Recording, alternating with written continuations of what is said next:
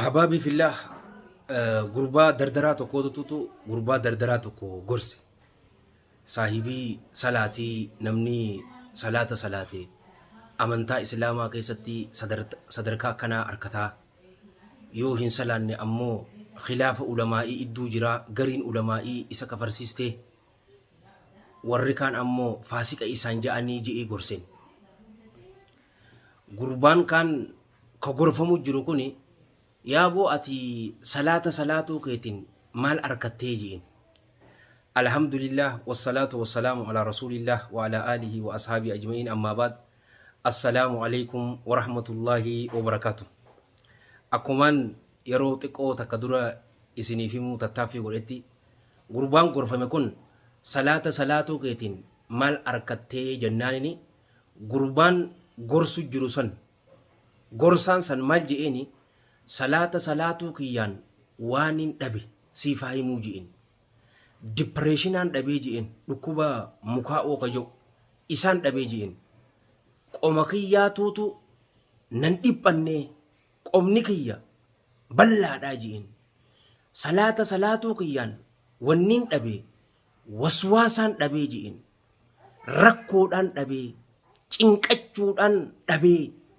rizqii halaalirraa taate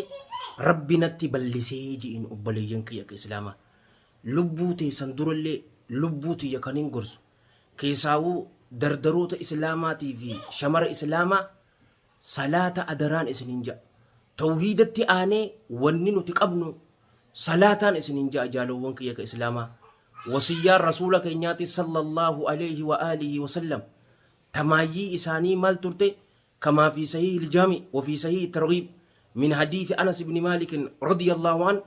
وفيه أن رسول الله صلى الله عليه وآله وسلم قال الصلاة وما ملكت أيمانكم صلاة تيسنتي فدا هي صلاة إلكسنا صلاة أدرا وما ملكت أيمانكم أما اللي وان حركوبان كيسنين هن أرفتن قبرجت أمان تنا أمو دليدو إسنف دليدو إسان سن أدرا إسان هم ميدنا damoza isaanii yeroodhaan isaaniif kanna yoo meeshaa huccuunaa dhiqaa jettanii itti heddummaatti isaan gargaaraa jechuu.